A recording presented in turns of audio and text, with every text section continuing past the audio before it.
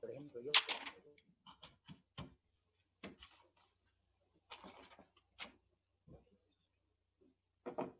Vamos a continuar.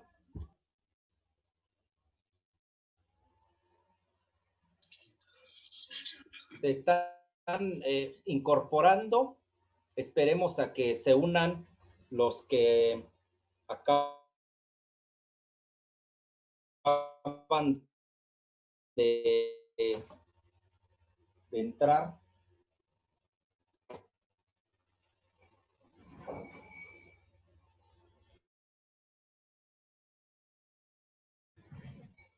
Nos quedamos en la página 3.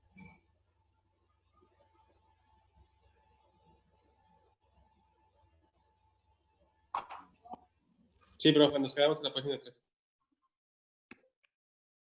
Ya están ubicados en la página 3. Tienen ahí la página 3. Entonces, en la página 3, retomo brevemente lo que les decía. Para el sistema descrito en el esquema, en donde coexisten en equilibrio líquido y vapor, existe un valor de temperatura y una presión por el vapor. Más adelante, seguramente ya lo notaron, es a esa presión en este sistema a lo que se le conoce como presión de vapor. Para allá vamos, la presión que ejerce el vapor, que de hecho es lo que estamos estudiando en la unidad de soluciones, cuando a esa presión de vapor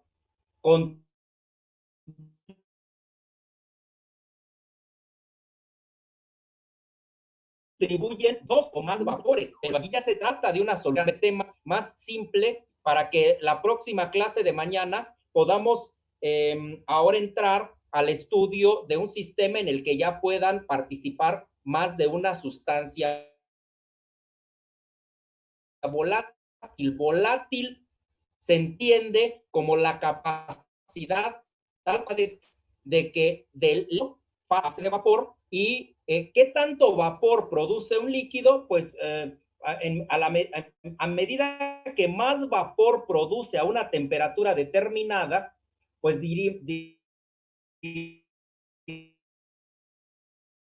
entonces que ese líquido es más volátil. El etanol produce a temperatura y por lo tanto a la misma temperatura líquido en cuestión en la figura previa fuera agua, la presión marcada por el manómetro sería menor que si el líquido ahí contenido a la misma temperatura fuera etanol. Y si fuera éter dietílico, ejercería a la misma temperatura todavía una presión mayor y así sucesivamente. Esa propiedad que tienen los líquidos de formar vapor y a medida que más vapor formen, decimos que es más volátil.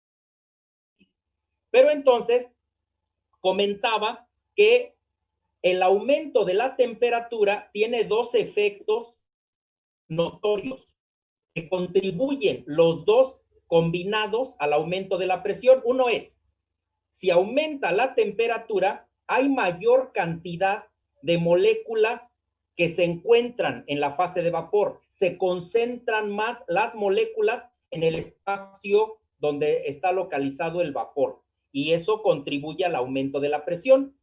Pero si la temperatura aumentó, también tiene otro efecto, porque esas moléculas de vapor, que ahora son más, también tienen mayor energía cinética y por eso vean, ahora sí en la hoja número 3, vean que en la hoja número 3 ya presento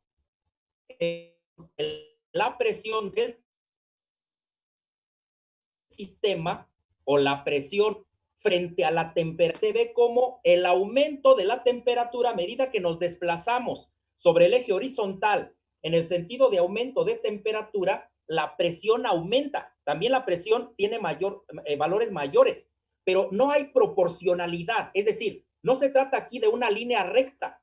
Digámoslo de otro modo, no por cada grado que aumente la temperatura, aumentará en el mismo rango la presión.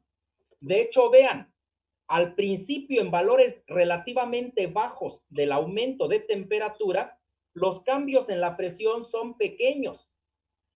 Pero a medida que la temperatura tiene valores más grandes, es más notorio sobre el cambio de la presión su aumento.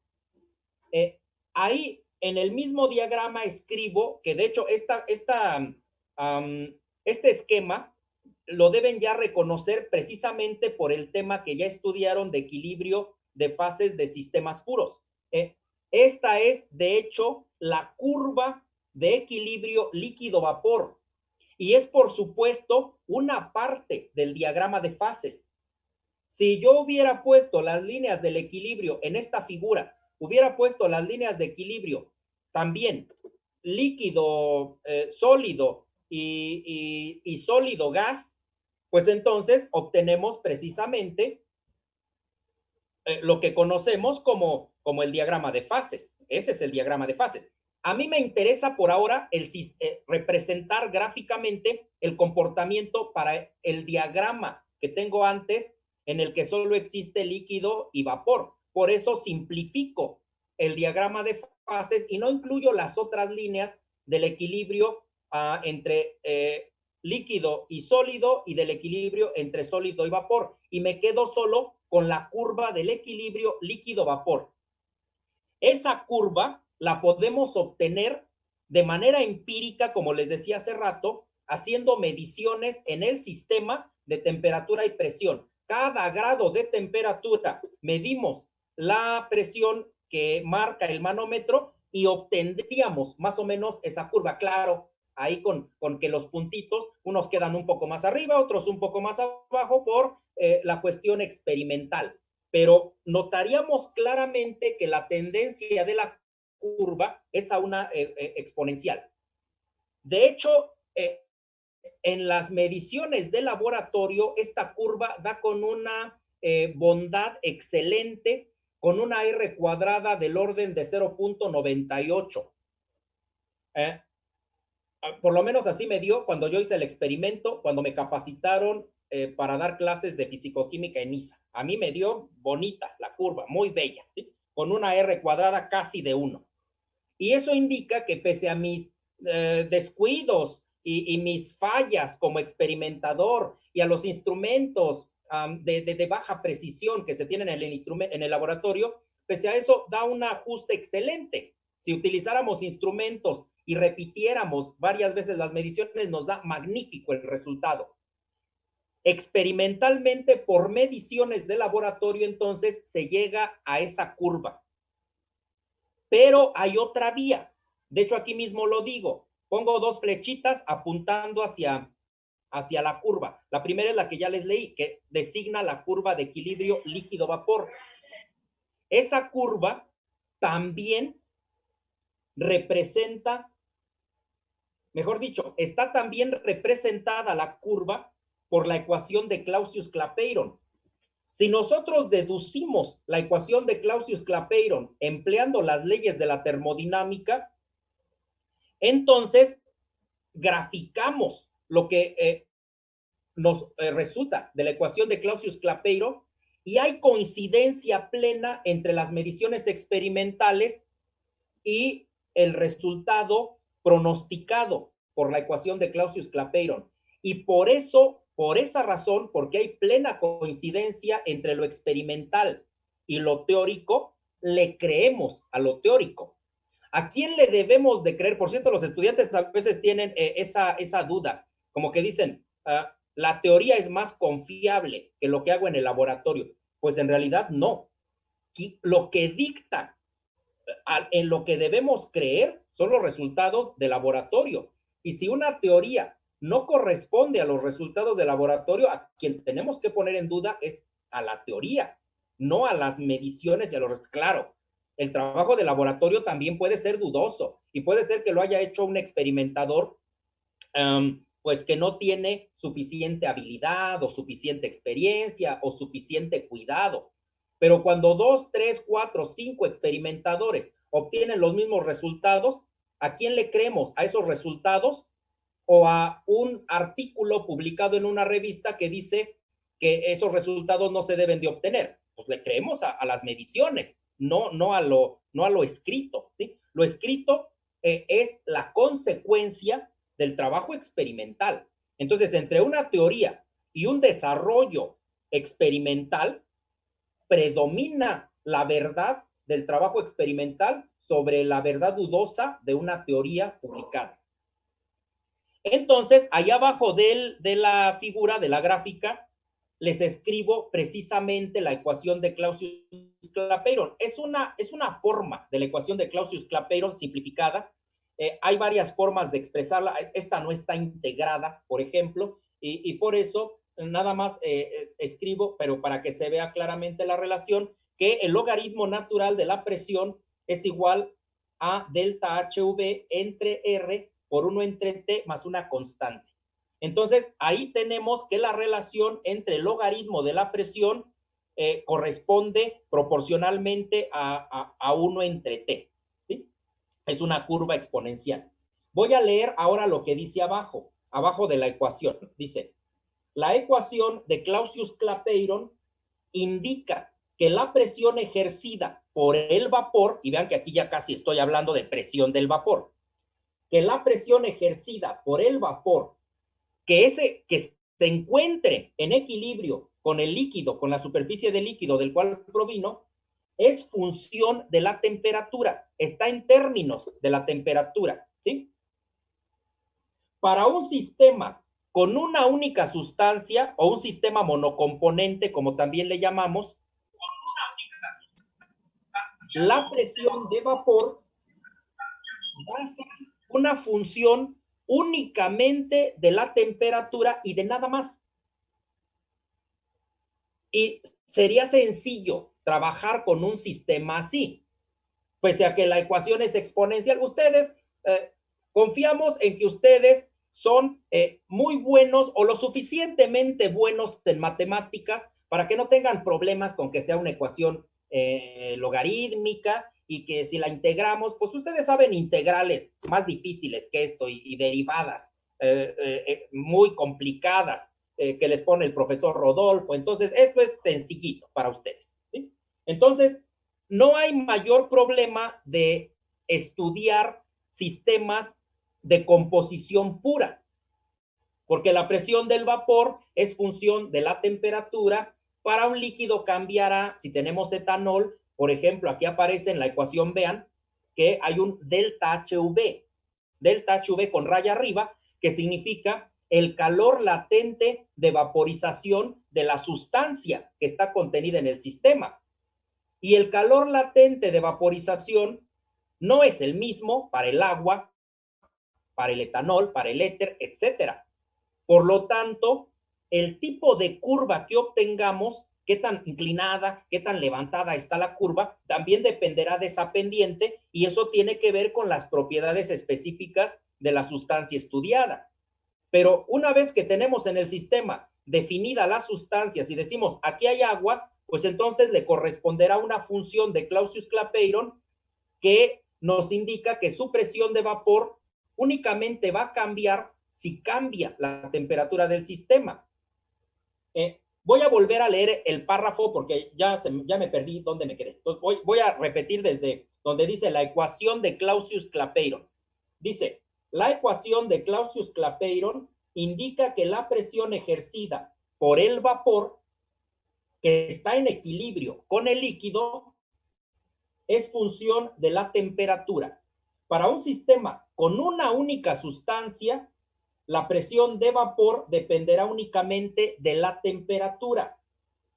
Sin embargo, es poco usual encontrar sustancias puras. En la naturaleza casi no hay sustancias puras. De ahí que en el estudio de los sistemas ambientales sea más útil el estudio de las soluciones. De ahí la necesidad. Alguien podría decir, bueno, ¿por qué no nos quedamos nada más con el estudio simplificado de los sistemas de composición pura? Pues porque lamentablemente ustedes decidieron, no lamentablemente, afortunadamente, ustedes fueron muy valientes y decidieron estudiar el área ambiental, ¿sí? La sociedad entera estamos agradecidos con ustedes por haberse animado a estudiar una ingeniería tan difícil como la ingeniería ambiental, ¿sí? Habiendo ingenierías tan simples como mecatrónica, como ingeniería mecánica, como ingeniería civil, como ingeniería computacional o de sistemas. Ustedes se fueron por lo grande y decidieron estudiar ingeniería de los sistemas ambientales, que es un tema extremadamente complejo. Un sistema ambiental requiere que sepan fisicoquímica, bioquímica, ecología, derecho ambiental, antropología, sociología, geología y no sé qué tantas otras cosas. Y ustedes afrontaron ese reto. Se merecen todo mi respeto, ¿sí? Entonces, pasemos a la hoja número 4, ¿sí?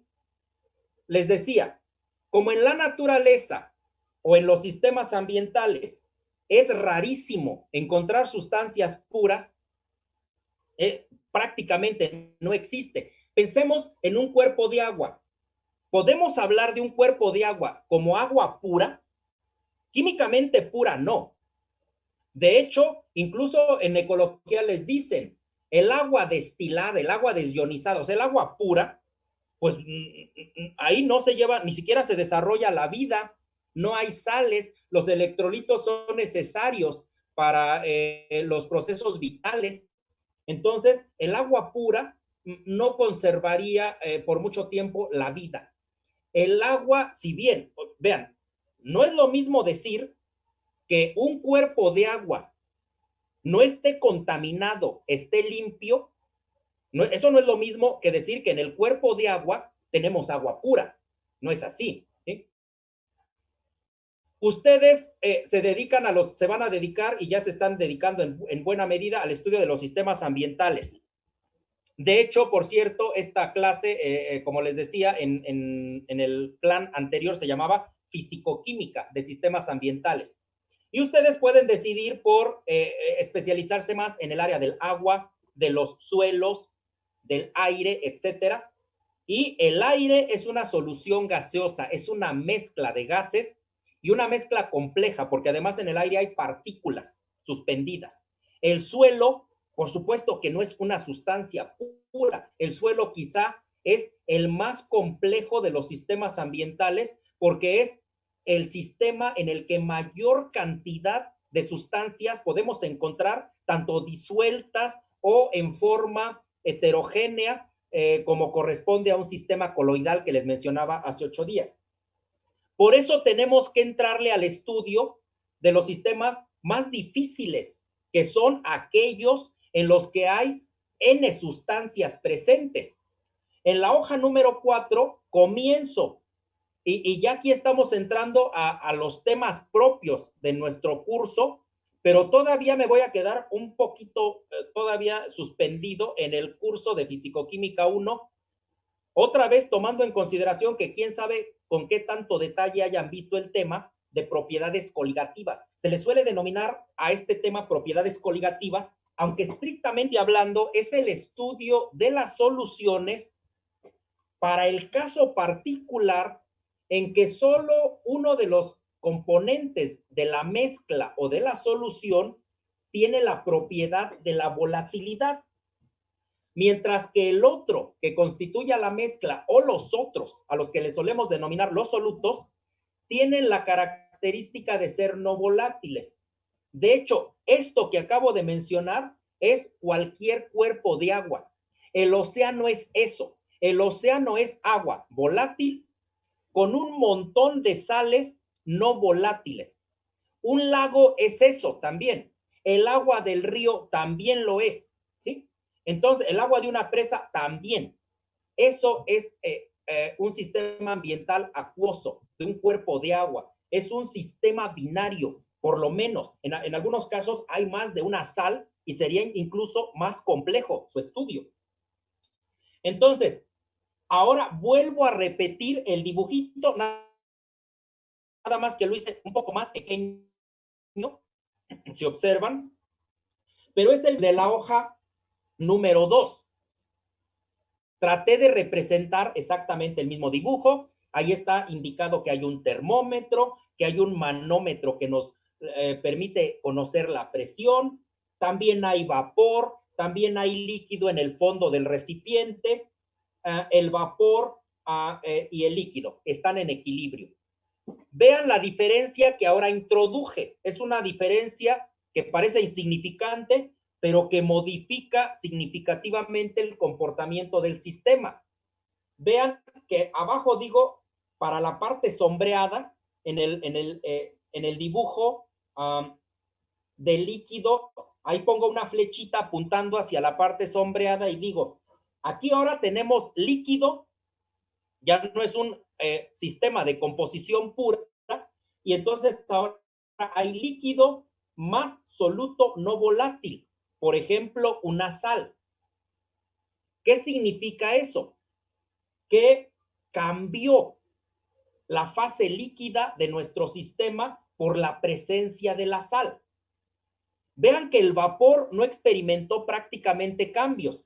Ahí lo pongo entre paréntesis. En la parte del vapor, el vapor es puro solvente, proviene exclusivamente del solvente, puesto que estamos estableciendo el requisito de que el soluto es no volátil. Si el soluto es no volátil, entonces no va a formar vapor y no va a contribuir las moléculas del soluto a la presión que nos marca el manómetro. ¿Sí? Ahora voy a leer los dos renglones que están abajo del dibujo pequeño, del dibujo de hasta arriba. Ahora leo lo que hay abajo y dice, la presencia del soluto reduce la presión ejercida por el vapor. Eso se ha observado empíricamente. Los fisicoquímicos del siglo XIX, de finales del siglo XIX, entre ellos Raoult, hizo mediciones con un aparato de presión de vapor como el que hay en el laboratorio de fisicoquímica y comparó la presión ejercida por el vapor en equilibrio con el líquido puro con la presión que ejerce el vapor ahora no en equilibrio con el líquido puro, sino en equilibrio con la solución en la cual el líquido puro previo ahora está haciendo el papel del solvente y hay la presencia de un soluto no volátil. Y los resultados empíricos que se generaron se los muestro en la gráfica de abajo. Vean que también la gráfica es casi la repetición, de hecho una de esas curvas es la repetición tal cual de la figura que se encuentra de la gráfica que se encuentra en la página 3. De hecho, le puse puntitos de color azul y puntitos de color verde a las dos curvas, como si esos puntitos representaran precisamente los datos experimentales generados en el laboratorio. Y entonces vean, vuelvo a repetir un diagrama presión contra temperatura, pero ahora pongo dos curvas de equilibrio líquido-vapor. Una de ellas es para el líquido puro, para fines de comparación. La del líquido puro está dada por la que tiene los puntos azules, ¿sí? La que está, digamos, más separada del eje vertical o del eje de la presión. ¿Cómo la distinguimos? Consideren en el eje de la temperatura al valor que le llamo T subíndice 0. Es un valor de temperatura cualquiera para comparar a esa misma temperatura la presión de vapor que ejercería ella la solución. Entonces, vean, si siguen la línea vertical, ubíquense donde está T0, ¿sí? T0 en el eje de hasta abajo, ahí de hecho lo más abajo de la hoja, ahí leen T0. Y tracé una línea vertical para que intersecte tanto a la curva de equilibrio del líquido puro y que también intersecte a la línea del equilibrio de la solución. La que tiene los puntitos verdes corresponde a una presión mayor y cuando trazo hacia el eje vertical la línea punteada, nos da una presión de vapor que llamo PV y que es la de líquido puro. A ese mismo valor de temperatura T0, si al sistema le lográramos introducir unos granitos de sal, por ejemplo, el manómetro reduciría ligeramente la presión y lo que nos marcaría sería para la solución, como marco en el eje vertical, para la solución lo que leeríamos sería PV, que le llamo prima, porque es la presión de vapor que ejerce el solvente cuando en el líquido hay presencia de soluto no volátil, ¿sí? Pues ya para concluir dice, acá en la gráfica lo que está escrito anotado, dice, a la temperatura T0, esta es la presión de vapor del sistema puro o monocomponente. Abajo digo, a la misma T0, esta es la PV', o sea, la presión de vapor, pero ahora de la solución, y esa presión se redujo ligeramente, ¿sí? ¿Qué significa todo esto? Que a diferencia del sistema puro descrito por la ecuación de Clausius-Clapeyron, en el cual la presión del vapor es función únicamente de la temperatura y de nada más, ahora, cuando tenemos tan solo un sistema binario en el que ya entró en juego el soluto nos vino a echar a perder todo, un análisis tan sencillo que nos conducía a la ecuación de Clausius-Clapeyron, ya no funciona cuando se tiene la presencia del soluto, porque ahora la presión de vapor ya no va a ser función exclusivamente de la temperatura del sistema. Ahora también dependerá de la concentración que tenga el soluto en la solución y hay una ley, principio, regla o algo así que nos relacione la presión de vapor con la concentración del soluto, pues sí la hay. Y esa relación funcional se llama la ley de Raoult, que se obtiene experimentalmente. Las gráficas estas que ya les había enviado para que leyeran en Castellan, de presión contra temperatura, y que da unas curvas así todas torcidas y bien revoltosas realmente, es porque allí está contenida simultáneamente la ecuación de Clausius-Clapeyron y la ley de Raoult, y son confusas. Por eso me decidí por regresarme hasta acá e ir construyendo paso a paso las gráficas, porque son revoltosas, efectivamente. Pero bueno, ahorita ya se nos acabó el tiempo y alcanzamos a ver las 4 hojas y perdón, ¿tenemos clase mañana o hasta el en 8 lunes, días? profe. Pero el Hasta lunes, el lunes, profe. El lunes